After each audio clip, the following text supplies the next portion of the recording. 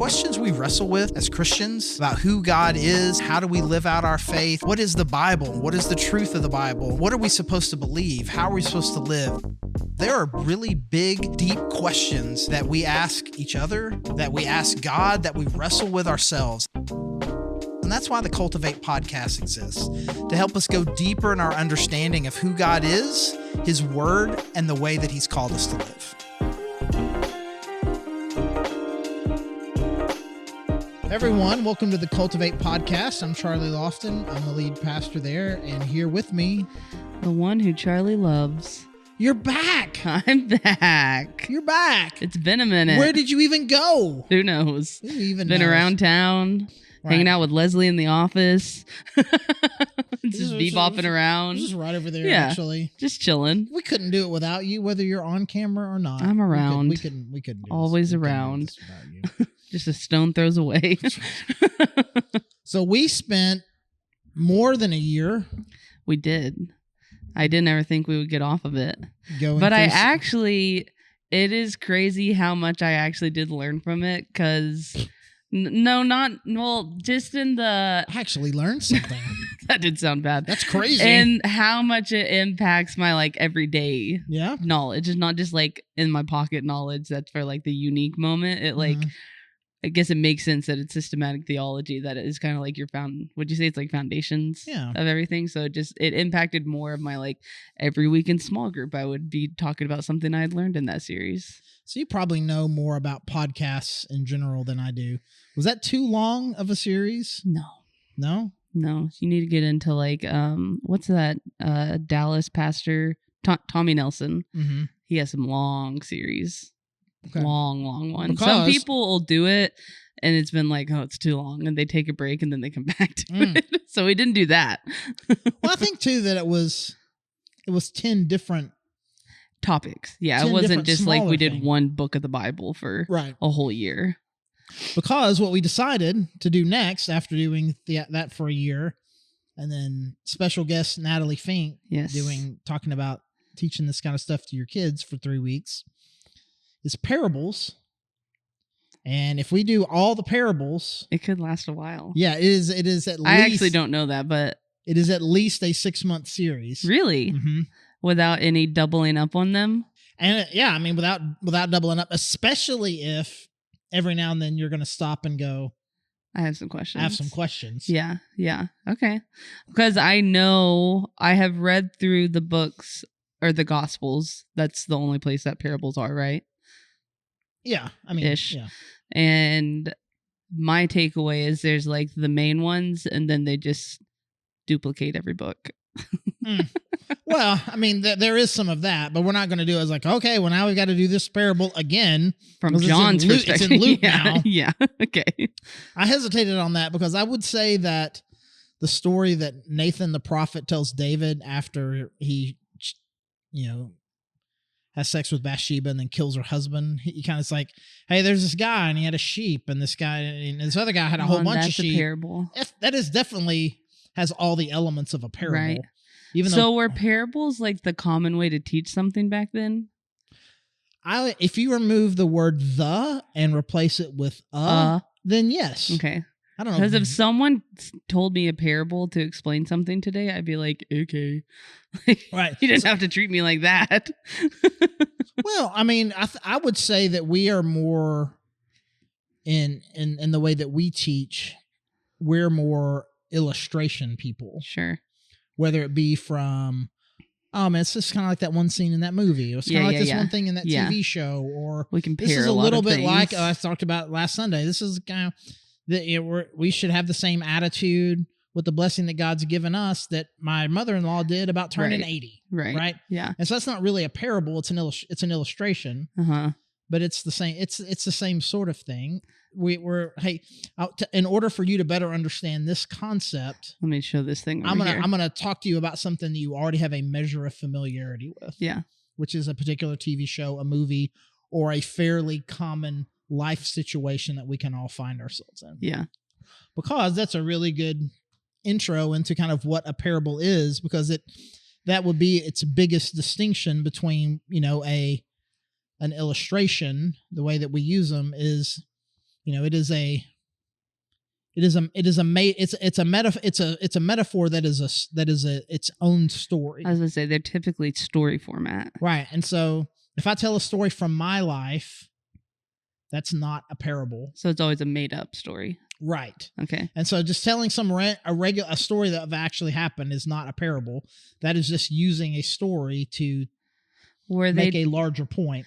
Also, we got to make sure as we keep this in the bounds, right? Parable. It's also not once ants start talking, right? Or there's zombies or something like that. That's when we're switching from parables to fables. Okay. I was thinking like my Aunt Tammy. No. Like animals. Like when animals start talking or something like that. Okay. Then it's no longer a parable. It is it's a fable, right? You have three little pigs. Right. That's not a parable. Yeah. It's a fable. It's a fable because it couldn't have happened. Right. A man goes on a trip and tells his servants that I'm gonna go away and I'm gonna leave you in charge of my money. When I come back, I want to see what you've done with it. Mm-hmm. Right. That is something. Right. But you'll notice that in all of them, with the exception of one of Jesus' parables, one of the characters has a name.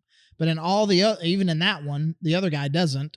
And in all the other ones, it's like a man, a Samaritan man, a Jewish man, a man with two sons, a king, a servant. I mean, it's not. Were they stories that people were already familiar with and he was just retelling them a different way? Or are they like, they literally made up a story for the sake of that moment? It's hard to say this with 100% certainty, but it would seem that all of the parables of Jesus are unique to Jesus. Okay. That he is the creator of these stories. Okay. And so you've got like an illustration from a TV show or an illustration from your life. You've got a fable, which is, could not happen. That couldn't happen. You've got just a straight up metaphor where Jesus says, "I am the gate." Right. It's not a parable. Direct comparison. It's just a metaphor or a simile. The kingdom of heaven is like this, and it's like one sentence. But if it's like, oh man, we start explaining. It's like this man, and he went over here, and then he did this, and so it's got a story element to it. It's realistic, not overly specific, and its primary intent is to educate through illustration. Yeah, to make some story. Moral or spiritual point. Mm-hmm. Do we need a textbook definition? Yeah. Here's Always one. Love that. Here's from Merriam. An earthly story with a heavenly meaning. How about that? Whoa, is that really one of the textbooks? It is a comparison where Jesus draws a parallel between a familiar concept and a profound spiritual truth. So are parables like intrinsically linked to Jesus? Well, that or is he just the most known? In our context, they are. Okay.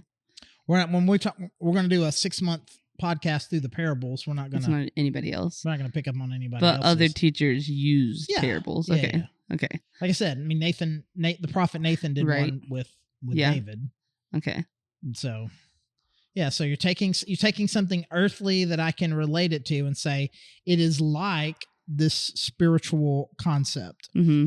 And again, it's a fairly brief story, right? It would not be. Some people are like, you think the book of Jonah is just a parable? Like, no. One, it's too long. Right. Two, again, it is intentionally identifying historical people by their names and locations, as opposed to a prophet was asked by God to go to a Gentile nation and tell them. Right. It doesn't. Job isn't told like that. The Genesis 1-11, the story of Cain and Abel, Adam and Eve, Noah, the Tower of Babel. I mean, again, the Tower of Babel almost, I guess, like people name, but again, it's tied to a specific date and time. Location at a specific time. It's not a parable. Right. It's not a parable. It's just kind of generic. A man went on a journey. What man? Where? Yeah. Doesn't matter. Could be anywhere. And it's usually going to be fairly loose on details. It's just kind of taking an overall big picture kind of thing. And another thing, which is going to be challenging for your run-of-the-mill inductive Bible study types. Okay. It's usually a parable really is only trying to make one point. Okay. And it's like, and it's like, oh, okay, well, what is this? What is this symbol? Mhm. What does this symbolize? What does this symbolize? And what does this symbolize? Right. And if this means this, and if that means that, then this means this. And it's like, no, bro, it just means that God forgives people. Because it's like people would walk away with like one moral lesson, right, from it.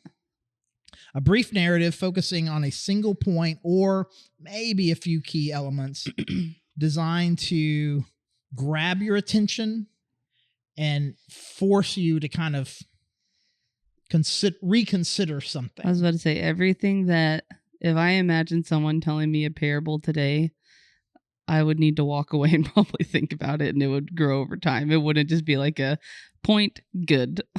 Yeah, and so that's... Since it's a story-based, it feels like it would be something that you have to ponder on a little bit to get the full meaning out of it. And with the exception of the one that we are going to talk about next episode, he doesn't really explain them. Yeah. Which, again, is different than your typical sermon illustration where it's like, here's the point that I'm trying to make. And we should like this. We should take the blessing that we have and bless other people, like in this story, right? Where that exact same thing happens. And when the story is over, you're like, and the reason I told you that story, remember, is because we're going to be like this, where it's like, I'm being very explicit about the point that I'm trying to make. And then, I tell a story that leads to that. And then it's like, and the point of that story was, guys. Right. So what do you think that says about Jesus? Well, because to me, that feels just like a totally different teaching style that feels like he's wanting us to engage or wanting us to have will to engage with it, or wanting, like, feels like the way that he chose to teach tells something about him. Let me scroll here on my note. Let me scroll here on my notes here. We should get sponsorships with the drinks that we drink on the podcast. Think so? I should bring my Chick-fil-A cup over here. If they were a sponsor, that would be so cool. I would say they sponsor my everyday life, but really, true, I'm paying. That's a weird sponsorship. Yeah. I sponsor them? Yeah.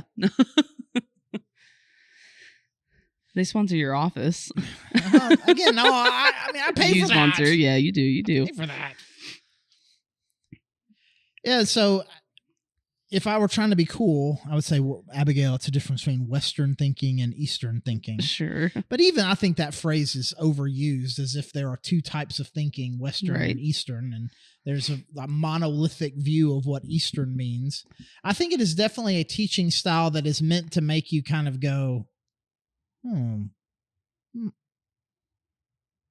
wait a second, right? I mean, and again, there are movies and TV shows like that where it's like, in the end, it just kind of stops and you're like, wait a second, what happened? What? And it's intending to make you ask a lot of questions as opposed to just kind of explicitly. Like, I think about this one particular movie I saw recently. It was actually really good. It was a Spike Lee movie. It was, I guess, a couple years ago. I say recently, but I'm 54 years old, so. The Black Klansman. That was a really good movie. Did you see it? It was really, really, really good. And you could kind of feel the point that it was trying to make. But then at the very end, when the movie was really over, it showed this 2-minute clip of Trump saying crazy things. And you're like, what? Wait. Well, it was just like, just in case you missed it. Yeah. This is, I made this movie because Trump's bad. I'm like, it had been really kind of, just kind of leading you there. And then in the end is like, well, I'm afraid maybe you boom, Trump bad. Like, sure. Got it. And I think Jesus is really just kind of more like, I'm just going to put this out here. And then you have the ability to do with it whatever it is you want. Because, I mean, I think that you see this in the way that Jesus talks about it. I mean, he'll tell these parables and they'll say, he who has ears to hear, let him hear. Yeah. Which is a really weird thing to say. Feels very cryptic. Yeah. And it's like, if you want to hear this, you'll make a way to it. Then you'll hear it. If you don't want to, it'll just be like, well, that was weird. Mm-hmm. It's like a shepherd. Right. Okay, whatever. Okay. Why did the king lend that guy all that money in the first place? That was a weird story. Yeah. Like and so it kind of like rewards the interested. And they asked him. They actually asked Jesus, like, why don't you just speak straightforwardly? And that is essentially what he said. Well, it's because I am trying to draw in the hungry and repel the uninterested. So none of the way that he taught is how it would have looked to go to like a synagogue or something like that. Yeah, I would imagine that in most synagogues, like say, there's gonna be more straightforward teaching. Again, not as analytical as what we do, but not near as open-ended. Because that's one of the things disciples said is like when those guys aren't around, you tell us stuff, right? And but when they're around, you're like. Right. Like, why are you like that? It's like, well, I want you to have to earn it. I want you to have to work. I want you to have to think about it. Yeah. And so it is an attempt to test the relative softness of the heart. Are you interested in really reconsidering perhaps your worldview? Because you think the kingdom of God is like this. Let me tell you what the kingdom of God is actually like. The kingdom of God is actually like this and this and this. Yeah. And that's either going to be like, wait, hold up.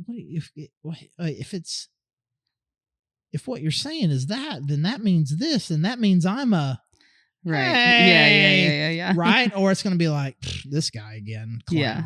Right. And it's like, and it's almost like Jesus, like, I'm not gonna waste. Yeah. I'm not gonna waste words on you. I'm just gonna be like, do you really? Here you go. Here it is. It's right here. Yeah. If you want it, it's there for you, and it will pull you in. Yeah. But if you don't want it, then you can just dismiss it, and then I've got my guys. Yeah. Right. Oh, I also think it's interesting.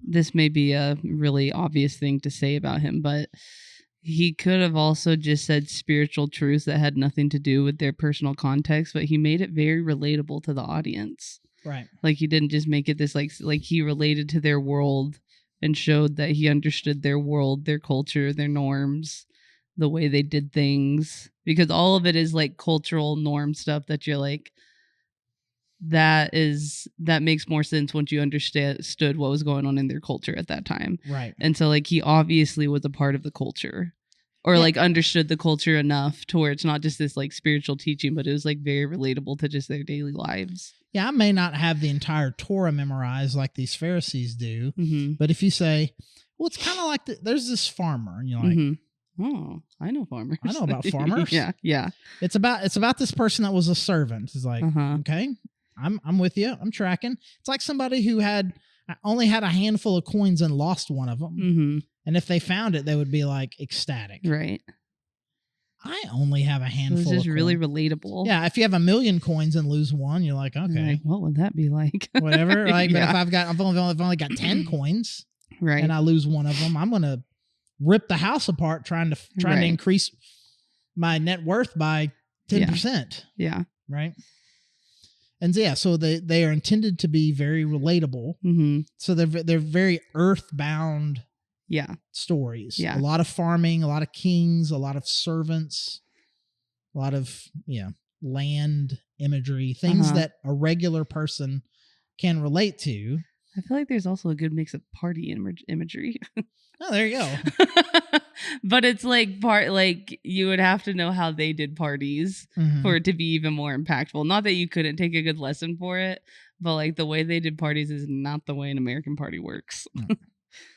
Or weddings or whatever it might be. Yeah, so when Jesus is describing like why he does this, one of the passages he quotes is Isaiah 6:9-10, where it says, even though they're seeing, they do not see, and then though they are hearing, they do not hear or understand.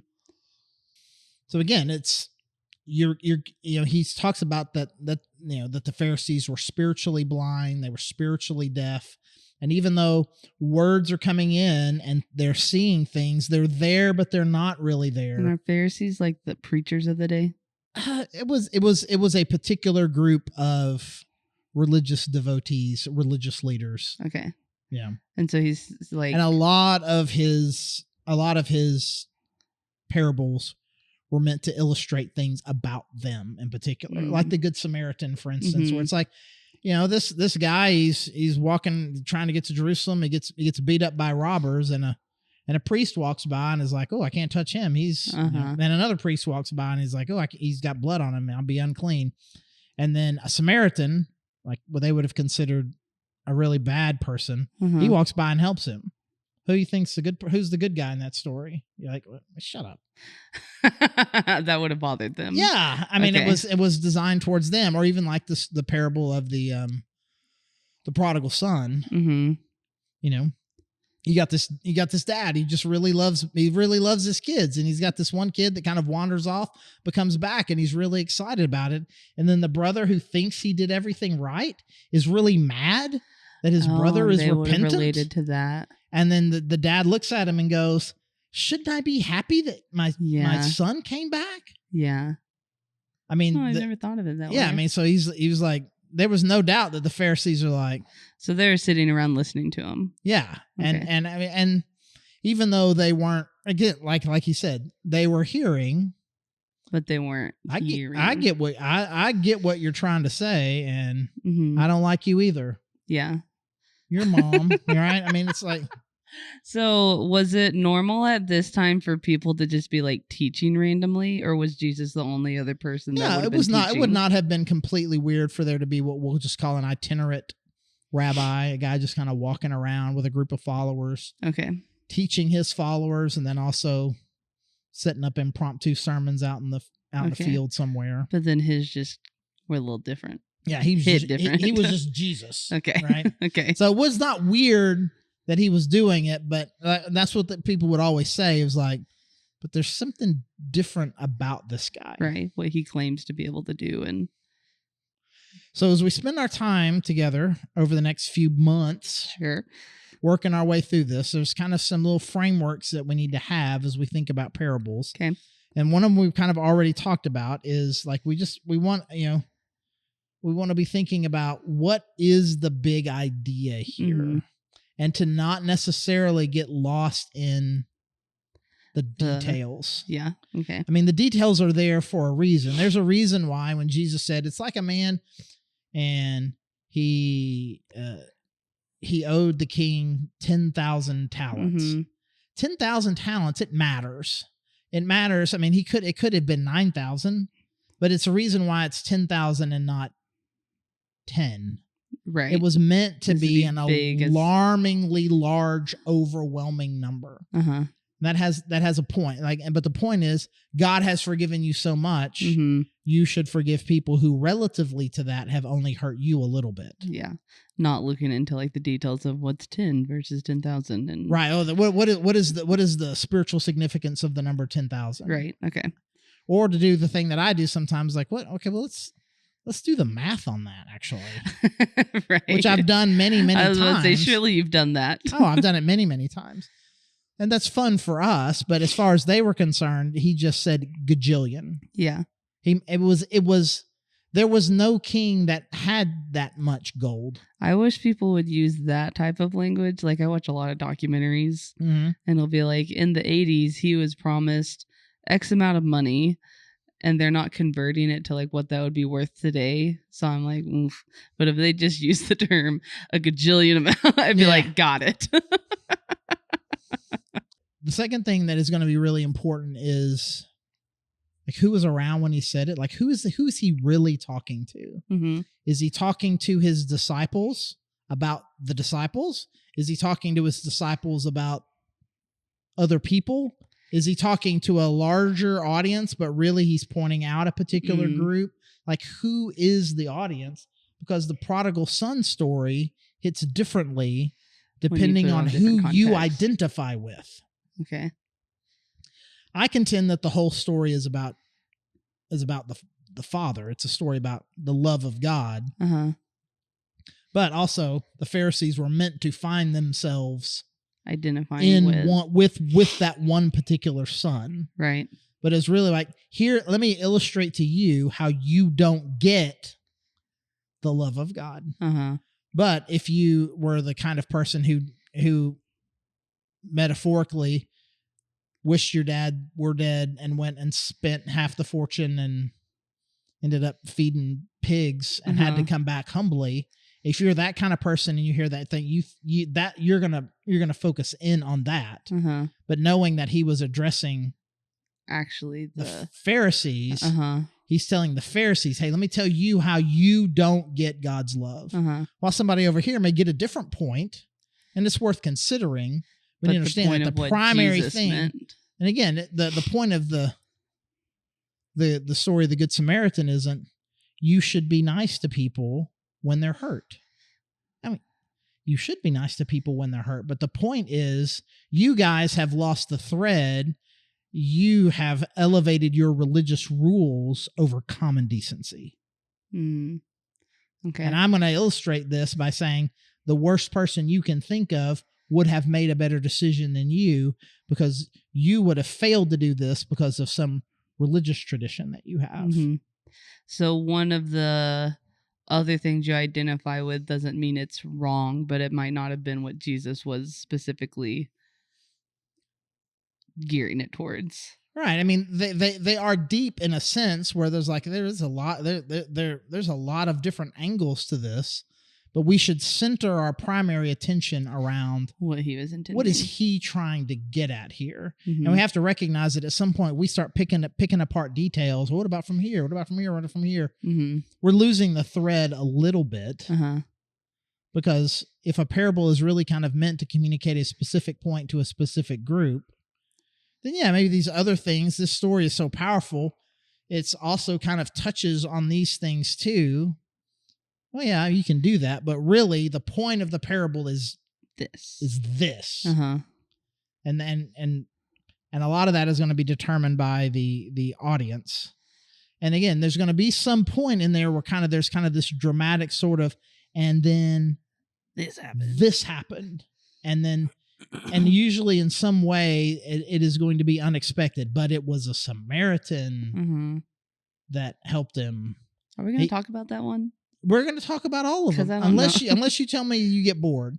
If we're 3 months in and you're like, I'm all done. We're going kid talk now. Yeah, I'm all done. We gotta. Because I want to know what a Samaritan is.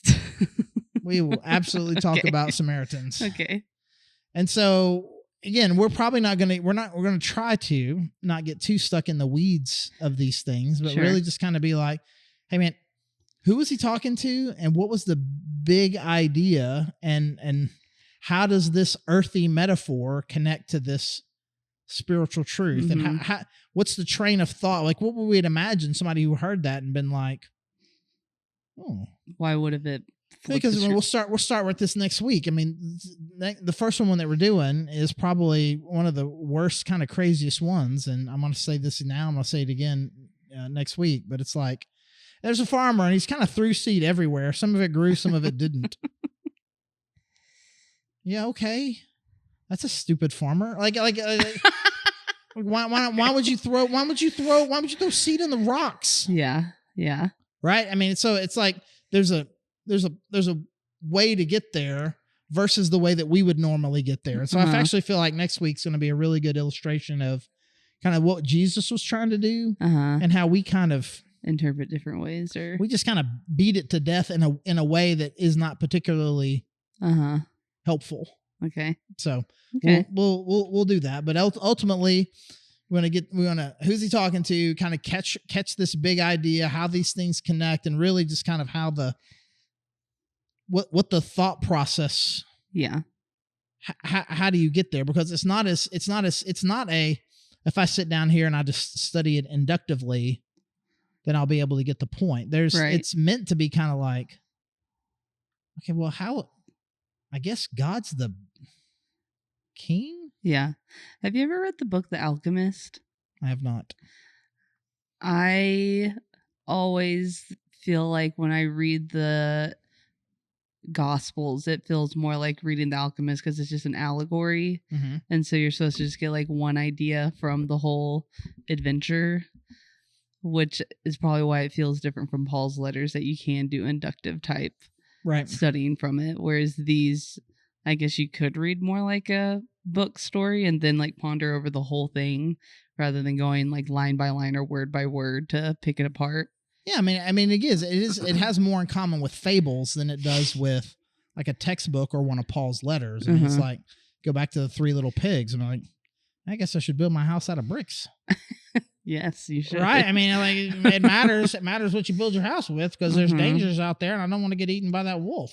And do not leave your porridge unattended. We could do a whole series on what is going on here with these fables and why didn't They're bear just careless people? Why didn't the bear? I mean, like bear's like, and no, she's in my bed right now. Right? Who cares about porridge? Exactly. Porridge for tomorrow. Yeah, exactly. That took a dark turn. Anyways, thank you guys for joining us and welcome back. Thank you. Glad to be back. And encourage you to come back as we kind of launch into stories, working our way through the parables. First one is going to be the parable of the sower. One of the only ones really that Jesus explains. So it'll be really good for us to kind of start this journey to really kind of understand the what, whys, and hows of what Jesus was doing there. So encourage you to come back and also encourage you to go to our website, thegrovechurch.org. There's places where you can get connected. You can send us an email. Let us know kind of what you're interested in, any questions that you have, learn more about our church and how you can join us either online or in person. Either way, we'd love to know you, help you, pray for you, anything that we can do. And again, thank you for joining us, and we'll see you next time.